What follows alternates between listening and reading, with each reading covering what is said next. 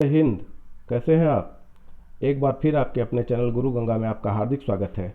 आज के वीडियो में हम लोग बाल विकास और शिक्षण शास्त्र के अंतर्गत पहले प्रैक्टिस सेट का अभ्यास करेंगे, जिसमें सी-टेट में पूछे गए 30 महत्वपूर्ण प्रश्न शामिल किए गए हैं। तो आप इसको ध्यान से देखेंगे और अपनी तैयारी को आप आकलन करेंगे कि आपने कितनी तैयारी कर ली है, और ये भी देखेंगे कि सी-टेट के प्रश्नों की प्रकृति क्या होती है, कैसी होती है, ताकि आपको आसानी होगी। आप पहले से तैयार होकर जाएंगे तो आपको उत्तर देने में आसानी होगी समयबद्ध ढंग से। तो इससे पहले कि आज की वीडियो शुरू करें, जिन लोगों ने चैनल को सब्सक्राइब नहीं किया वे चैनल को सब्सक्राइब करके बेल आइकन को प्रेस कर दें, ताकि उनको प्रत्येक वीडियो की नोटिफिकेशन समय पर मिलती रहे। और जिन्होंने पिछली वीडियोज़ नहीं देखी है वे इस वीडियो के डिस्क्रिप्शन बॉक्स में जाकर दिए गए लिंक पर क्लिक करके पिछली वीडियोज़ भी देख सकते हैं। तो आइए चलें आज की कक्षा की ओर। तो आप देख रहे हैं, यह है child development and pedagogy, CTET का जो पहला भाग है, बाल विकास और शिक्षा शास्त्र जिसको आप कहते हैं। इसमें निर्देश दिए गए हैं। निम्नलिखित प्रश्नों के उत्तर देने के लिए सही या सबसे उपयुक्त विकल्प चुनिए। तो आपको जो सबसे सही है वो चुनना है, जो सबसे उपयुक्त है वही चुनना है। देखते हैं, आपको 1 सेकेंड का 2 सेकेंड का हम समय भी देंगे प्रश्नों के बाद। आप भी ध्यान से देखेंगे क्या सही हो सकता है, आप भी अनुमान लगाने का प्रयास करेंगे और बाद में मिलान भी करते चलेंगे कि आपकी तैयारी कितनी हो चुकी है। तो शुरू करते हैं। पहला प्रश्न क्या है? निम्नलिखित में से कौन सा शिक्षक की भूमिका का सबसे अच्छा वर्णन करता है? शिक्षक की भूमिका का सबसे अच्छा वर्णन कौन करता है, उसके बारे में बात होनी है। देखते जाइए। आराम के लिए जगह बनाना, जहां बच्चे संवाद और पूछताछ के माध्यम से सीखते हैं। दूसरा है, कक्षा में शिक्षक की सबसे महत्वपूर्ण भूमिका अनुशासन को बनाए रखना है। तीसरा है, एक शिक्षक को निर्धारित पाठ्यपुस्तक का पालन करना चाहिए। चौथा है, पाठ्यक्रम को समय पर पूरा करने के साथ साथ दोहराने के लिए पर्याप्त समय देना महत्वपूर्ण है। तो आप उत्तर दीजिए। जी हाँ, इसमें क्या है? पहला सही है। क्या सही है? आराम के लिए जगह बनाना, जहां बच्चे संवाद और पूछताछ के माध्यम से सीखते हैं, यह शिक्षक की सबसे अच्छी भूमिका का वर्णन करता है। नेक्स्ट देखते हैं दूसरा प्रश्न। निम्नलिखित में से कौन सी कक्षा समृद्ध शिक्षा को प्रोत्साहित करती है? पहला है, पाठ्यपुस्तक सामग्री द्वारा संचालित संरचित और योजनाबद्ध अधिगम वाली कक्षा। दूसरा है, वह कक्षा जिसमें प्रदर्शित विभिन्न प्रकार की सामग्री बच्चों की पहुंच से परे हो, ताकि सामग्री लंबे समय तक चलती रहे।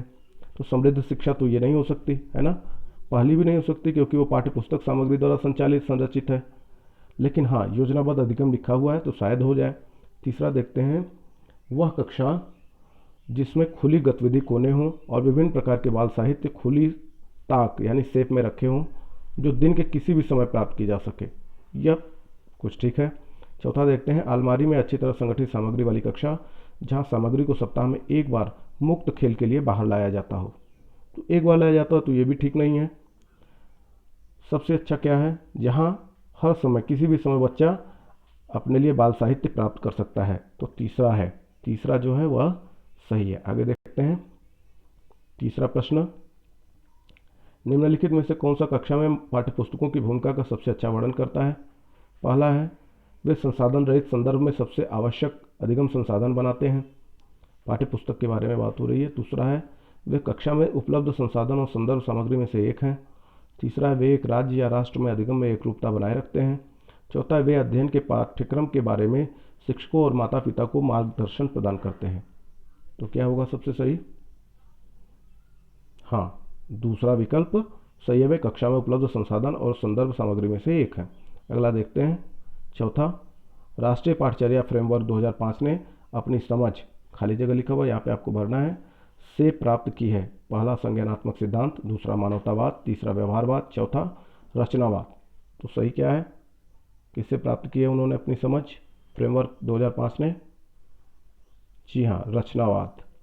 आगे चलते हैं। पांचवा, कक्षा में बच्चों को प्रेरित समझा जा सकता है यदि, कैसे समझेंगे? यदि वे शिक्षक से स्पष्टीकरण प्राप्त करने के लिए प्रश्न पूछते हैं तो माना जा सकता है कि बच्चे प्रेरित हैं। दूसरा है, वे अच्छी तरह से वर्दी पहने स्कूल में आते हैं तो समझा जा सकता है कि वो प्रेरित हैं। तीसरा है, वे कक्षा में अनुशासन बनाए रखते हैं इसलिए समझा जाए प्रेरित हैं। चौथा है, वे सभी उपस्थिति में नियमित हैं इसलिए समझा जाए प्रेरित है। क्या सही होगा? बिल्कुल ठीक है, पहला सही है। आगे देखते हैं छठवां प्रश्न। निम्नलिखित में से कौन सा बच्चों में अधिगम में सुधार करने के लिए सबसे अधिक उपयुक्त है? पहला, शिक्षक को वास्तविक जीवन स्थितियों पर बच्चों को एक दूसरे के साथ बातचीत करने में मदद करनी चाहिए। दूसरा है नियमित मूल्यांकन परीक्षा आयोजित की जानी चाहिए। तीसरा है शिक्षक को विभिन्न उदाहरणों और चित्रों का उपयोग करके विषय की व्याख्या करनी चाहिए। चौथा है कक्षा में सभी प्रकार की शिक्षण सामग्री होनी चाहिए। तो क्या सही है? बच्चे में अधिगम में सुधार करने के लिए सबसे उपयुक्त क्या होगा? हाँ, वास्तविक जीवन स्थितियों में बच्चे एक दूसरे के साथ बातचीत करें, इसमें शिक्षक मदद करता है। यह उत्तर सही है। छठवां का पहला सही है। आगे देखते हैं। सातवां है अनुशासन, जो अधिगम वातावरण में एक महत्वपूर्ण भूमिका निभाता है, किस तरह की मदद करता है, इसके बारे में आपको बात करना है। पहला है बच्चों को उनके पाठ रटकर याद करने में मदद करता है। दूसरा है बच्चों को अपनी शिक्षा की विनियमित और मॉनिटर करने के लिए मदद करता है। तीसरा है चुप्पी साधे रहने के लिए मदद करता है। चौथा है शिक्षकों को निर्देश देने में। तो क्या सही है? दूसरा सही है। दूसरा सही है। आगे देखते हैं। आठवां प्रश्न, आनुवांशिकता और पर्यावरण की भूमिका के बारे में निम्नलिखित में से कौन सा कथन सत्य है? आनुवांशिकता और पर्यावरण की भूमिका के बारे में क्या सही है वो बताना है आपको। पर्यावरण केवल बच्चे के भाषा विकास में महत्वपूर्ण भूमिका निभाता है। विकास के कुछ पहलू आनुवंशिकता और कुछ अन्य पर्यावरण से अधिक प्रभावित होते हैं। तीसरा, सीखने और प्रदर्शन करने के लिए एक बच्चे की क्षमता जीनों द्वारा पूरी तरह से निर्धारित की जाती है। चौथा, अच्छी देखभाल और पौष्टिक आहार बच्चे के किसी भी जन्मजात विकार को दूर कर सकता है। क्या सही होगा? आठवें का क्या सही होगा? जी हाँ, दूसरा सही है। आगे चलते हैं 9वें प्रश्न की तरफ। निम्नलिखित में से कौन सा कथन पियाजे के सिद्धांत के अनुसार कहा नहीं जा सकता? पियाजे के कथन के सिद्धांत के अनुसार कहा नहीं जा सकता, इस बात को ध्यान में रखना है। बच्चे अपने पर्यावरण पर क्रिया करते हैं, कहा जा सकता नहीं कहा जा सकता। विकास गुणात्मक चरणों में होता है, ये दोनों कहा जा सकता है। बच्चे अपनी दुनिया के बारे में ज्ञान का निर्माण और उपयोग करते हैं, यह भी ठीक है। चौथा है निरंतर अभ्यास से अधिगम होता है, यह पियाजे के सिद्धांत के अनुसार नहीं कहा जा सकता, इसलिए यही ऑप्शन सही है। 9वां का चौथा। आगे चलते हैं 10वां की तरफ। निम्नलिखित में से कौन सी पूर्व संक्रियात्मक विचार की एक सीमा नहीं है? ध्यान दीजिए, पूर्व संक्रियात्मक विचार की एक सीमा नहीं है, यह बताना है। तो पहला है अनुत्क्रमणीयता, यह तो है। दूसरा, ध्यान केंद्रित करने की प्रवृत्ति, यह भी है। तीसरी है प्रतीकात्मक विचार का विकास, यह शायद नहीं है। चौथा है अहम मान्यता, यह भी है। तो कौन सा सही होगा? तीसरा विकल्प इसमें सही है। पूर्व संक्रियात्मक विचार की सीमा नहीं है। आगे देखते हैं। खाली जगह दिया हुआ है 11वें में, के अलावा निम्नलिखित कारणों से खेल युवा बच्चों के विकास में एक महत्वपूर्ण भूमिका निभाता है। पहला है वे नए कौशल हासिल करते हैं और सीखते हैं कि उन्हें कब उपयोग किया जाए, ठीक है। दूसरा है वे अपने शरीर पर निपुणता प्राप्त करते हैं, यह सही है। यह उनकी इंद्रियों को उत्तेजित करता है, इसलिए युवा बच्चों के विकास में भूमिका निभाता है। या यह समय बिताने का एक सुखद तरीका है, इसके अलावा जो बाकी बचा वो है ना। इसमें निगेटिव जो चीज़ें हैं उसको बताना है। तो निगेटिव क्या है? खेल समय बिताने का एक सुखद तरीका है, यह सोच जो है वो थोड़ी निगेटिव है। इसके अलावा निम्नलिखित कारणों से खेल युवा बच्चों के विकास में एक महत्वपूर्ण भूमिका निभाता है। आगे देखते हैं 12वां है निम्नलिखित में से कौन सा प्रश्न बच्चों को गंभीर रूप से सोचने के लिए आमंत्रित करता है? पहला, विभिन्न तरीकों से हम इसे कैसे हल कर सकते हैं। दूसरा है क्या आप इसका उत्तर जानते हैं। तीसरा है सही जवाब क्या है। चौथा है क्या आप इस तरह की स्थिति के बारे में सोच सकते हैं। तो कौन सा प्रश्न ऐसा है जो बच्चों को गंभीर रूप से सोचने के लिए आमंत्रित करता है? हम बताएं। पहला, विभिन्न तरीकों से हम इसे कैसे हल कर सकते हैं, इसके लिए उसे गंभीर रूप से सोचना पड़ता है। आगे देखते हैं 13वां, निम्नलिखित में से कौन सा विकल्प प्रगतिशील शिक्षा का सबसे अच्छा वर्णन करता है। प्रगतिशील शिक्षा का सबसे अच्छा वर्णन कौन सा विकल्प करता है? पहला है परियोजना विधि। दूसरा है परियोजना विधि क्षमता समूह बनाना, रैंकिंग। तीसरा है करके सीखना, परियोजना विधि सहयोग से सीखना। तीसरा है थीमेटिक इकाइयाँ, नियमित इकाई परीक्षण, रैंकिंग। और चौथा है व्यक्तिगत अधिगम, क्षमता समूह बनाना, छात्रों की लेबलिंग। क्या सही है? जी हाँ, इसका दूसरा उत्तर सही है, करके सीखना, परियोजना विधि और सहयोग से सीखना। यह प्रगतिशील शिक्षा का सबसे अच्छा वर्णन करता है। आगे देखते हैं 14वां प्रश्न क्या है। प्रगतिशील शिक्षा के बारे में निम्नलिखित में से कौन सा कथन बताता है शिक्षा स्वयं ही जीवन है। कौन सा कथन बताता है इस बात को? पहला है जीवन सच्चा शिक्षक है। दूसरा है स्कूल शिक्षा को यथासंभव लंबे समय तक जारी रखना चाहिए, बिल्कुल सही नहीं है। तीसरा है स्कूलों की आवश्यकता नहीं है, बच्चे अपने जीवन के अनुभवों से सीख सकते हैं, यह भी सही नहीं है।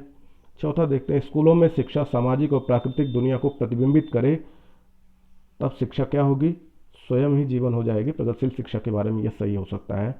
तो उत्तर क्या है, चौथा उत्तर सही है। आगे देखते हैं 15वां, कोहलबर्ग के सिद्धांत के योगदान के रूप में निम्नलिखित में से किसे माना जा सकता है।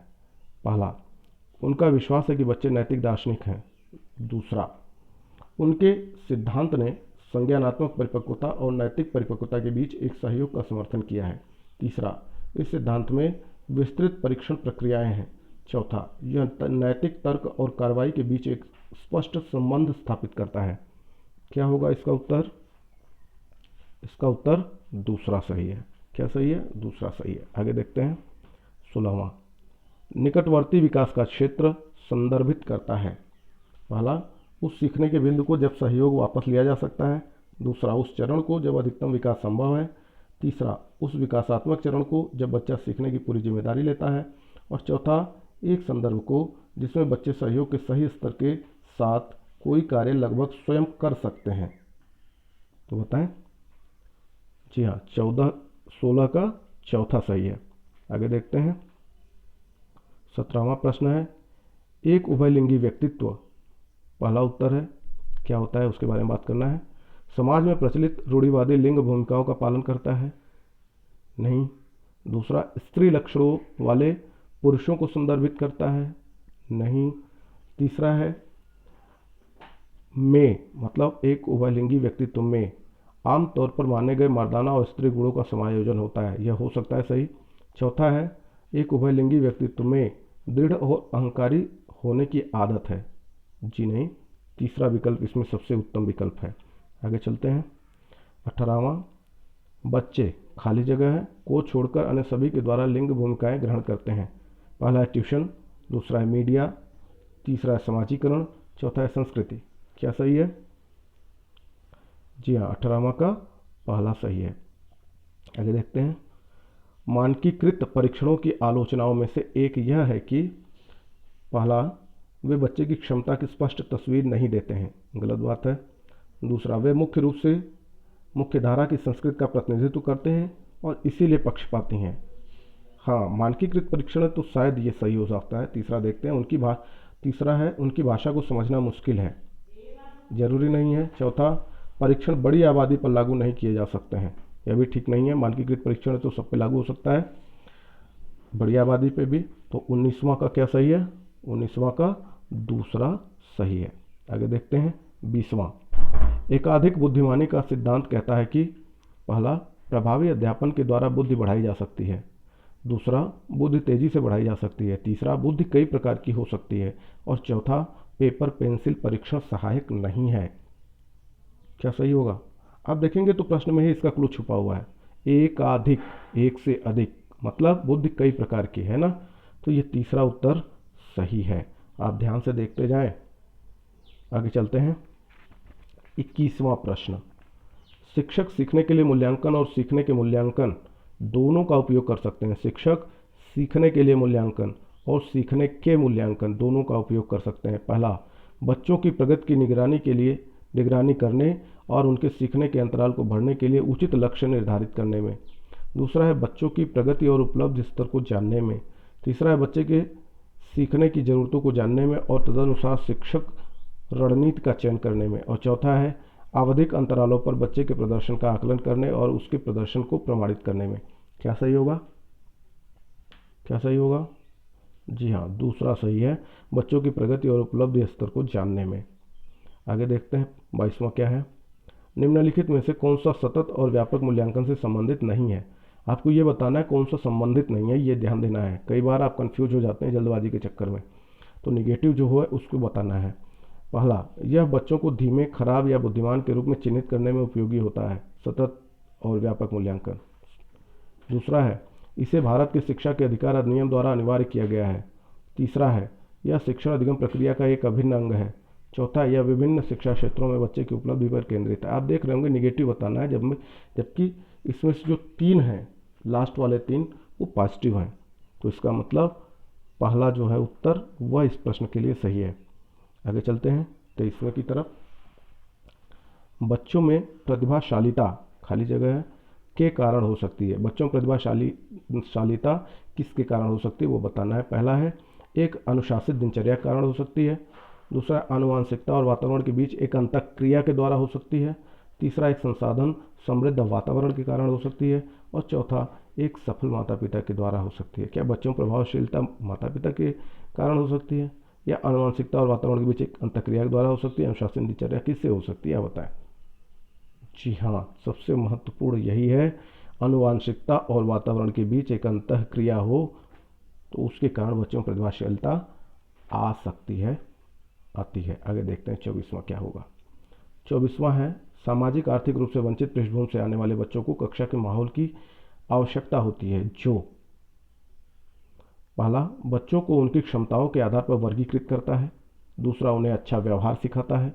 तीसरा उनके सांस्कृतिक और भाषाई ज्ञान को महत्व देता है और उनका उपयोग करता है। चौथा उनकी भाषा के उपयोग को उत्साहित करता है ताकि वे मुख्य धारा की भाषा सीख सकें। क्या सही होगा? जी हाँ, तीसरा सही है, उनके सांस्कृतिक और भाषाई ज्ञान को महत्व देता है और उनका उपयोग करता है, क्योंकि वो वंचित वर्गों से आ रहे हैं ना। आगे देखते हैं 25। कक्षा में सृजनात्मक और प्रतिभाशाली बच्चों के लिए आवश्यक हस्तक्षेप निर्भर करता है किस पे? पहला है उन्हें अन्य बच्चों को पढ़ाने की जिम्मेदारी देने पर। दूसरा है शिक्षक द्वारा अनुकूलित और प्रेरक निर्देशन तरीकों के उपयोग पर। और तीसरा है उन्हें अतिरिक्त समय दिए जाने पर। चौथा है उनके प्रति स्नेही होने के नाते पर। क्या सही है इसका उत्तर? हाँ, दूसरा सही है, जिन्होंने दूसरा दिया है वो सही बोल रहे हैं। आगे देखते हैं 26वां। अति संवेदनशील बच्चों को सीखने में मदद करने के लिए निम्नलिखित में से कौन सा तरीका उपयुक्त तरीका नहीं है? नेगेटिव बताना है, उपयुक्त नहीं है। देखते जाइए, बहुत सारे प्रश्न ऐसे हैं जो कंफ्यूज करने के लिए डाले जाते हैं, है ना, नेगेटिव टाइप के। तो यही आपको अभ्यास में ध्यान देना है। पहला है बेचैन होने पर अक्सर उन्हें फटकार लगाना, ठीक ना। अति संवेदनशील बच्चों को सीखने में मदद करने के लिए कौन सा तरीका ठीक नहीं है? तो फटकार लगाना ठीक है। आगे देखते हैं, एक कार्य को छोटे प्रबंधनीय खंडों में तोड़ना। तीसरा है अधिगम के वैकल्पिक तरीकों की पेशकश। चौथा है उनके दैनिक कार्यक्रम में शारीरिक गतिविधि का समावेश। तो नीचे के तीनों पॉजिटिव हैं, तो सही उत्तर इस प्रश्न के लिए क्या होगा? पहला बेचैन होने पर उन्हें अक्सर फटकार लगाना उपयुक्त तरीका नहीं है। 27वां देखते हैं, अलग अलग सोच वाले पैटर्न उन बच्चों की पहचान करते हैं जो प्रत्यास्थी हैं, विकलांग हैं, डिस्लेक्सिक हैं, मतलब पढ़ने में उनको समस्या होती है, उसका विकार है, पठन विकार है उनके पास, और सृजनात्मक है। चौथा ऑप्शन है सृजनात्मक है। क्या सही होगा? जी हाँ, चौथा ऑप्शन सही है, जो सृजनात्मक हैं, अलग अलग सोच वाले पैटर्न उन बच्चों की पहचान करते हैं। नेक्स्ट देखते हैं 28वें की तरफ। निम्नलिखित में से कौन सा शिक्षक द्वारा कक्षा में बच्चों के लिए समस्या हल करने के तरीके का वर्णन नहीं कर सकता? तो पहला है अभिसरण उत्तरों वाले प्रश्न पूछना। दूसरा है किसी विशेष समस्या को हल करने के बारे में अपनी विचार प्रक्रियाओं पर चर्चा करना। तीसरा है कुछ हल करते समय गलतियों को करने के प्रति ईमानदार रहना। चौथा है सोच, विचार, परीक्षण और विभिन्न उत्तरों जैसी शब्दावली का प्रयोग करना। क्या सही है? जी हाँ, इसका पहला उत्तर सही है, अभिसरण उत्तरों वाले प्रश्न पूछना। आगे देखते हैं 29वां। निम्नलिखित में से कौन सा एक संवेग है? ध्यान से देखिए, निम्नलिखित में से कौन सा एक संवेग है? उत्तेजना संवेग है, बताइए। दूसरा स्मृति, तीसरा डर, चौथा ध्यान। संवेग क्या है इसमें? बिल्कुल सही है, तीसरा उत्तर इसका सही है। डर क्या है? एक संवेग है।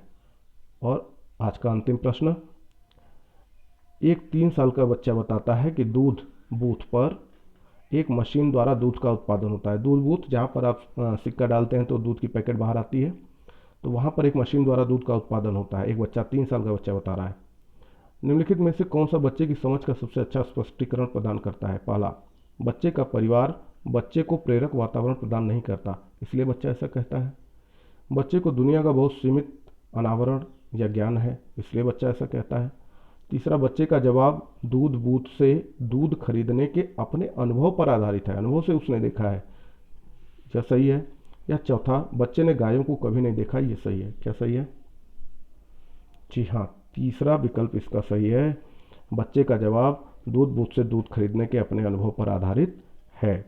तो मुझे लगता है कि आपने बहुत अच्छे ढंग से अभ्यास कर लिया है। तो यदि आपको ये वीडियो पसंद आता है तो आप इसे लाइक ज़रूर करें और अपने मित्रों में शेयर जरूर करें। अपने बहुमूल्य सुझावों से हमें अवगत भी अवश्य कराएं। जिन्होंने चैनल को सब्सक्राइब नहीं किया वह चैनल को सब्सक्राइब भी कर लें। फिर मिलेंगे अगली वीडियो में, तब तक के लिए एक बार फिर से आप सभी को जय हिंद।